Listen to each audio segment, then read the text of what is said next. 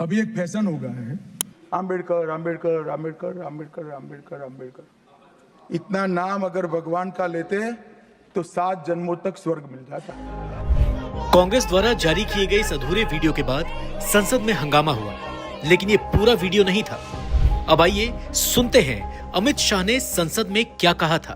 तो 7 अर्थ में अम्बेडकर जी के प्रति आपका भाव क्या है, ये मैं बताता। मान्यवर, अम्बेडकर जी को देश की पहली कैबिनेट से इस्तीफा क्यों दे दिया?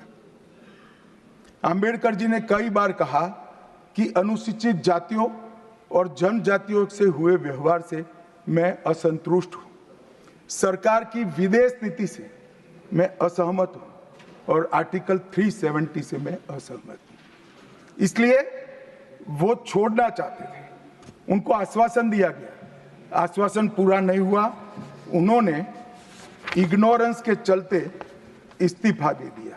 और एक श्री BC रॉय ने पत्र लिखा कि अंबेडकर और राजा जी जैसे 2 महानुभाव मंत्रिमंडल छोड़ेंगे तो क्या होगा। तो नेहरू जी ने उनको जवाब में लिखा है, राजा जी के जाने से तो थोड़ा बहुत नुकसान होगा, अंबेडकर के जाने से मंत्रिमंडल कमजोर नहीं होता है। मान्यवर, ये विचार जो खड़गे जी कह रहे हैं ना, क्या आपत्ति है? जिसका विरोध करते हो उसका वोट के लिए नाम देना है, कितना उचित है? क्योंकि अब अंबेडकर जी को मानने वाले पर्याप्त संख्या में आ गए हैं, इसलिए आप अंबेडकर अंबेडकर कर रहे हो। फिर से एक बार चिर परिचित अपनी पुरानी नीति पर कांग्रेस आई है और उन्होंने मेरे बयान को तोड़ मरोड़ कर आधा ही दिखाकर जनता के सामने रखना और भ्रांति फैलाने का प्रयास किया है। कृपया मेरा पूरा बयान आप सभी लोग जनता तक पहुंचाइए तो दूध का दूध और पानी का पानी हो जाएगा।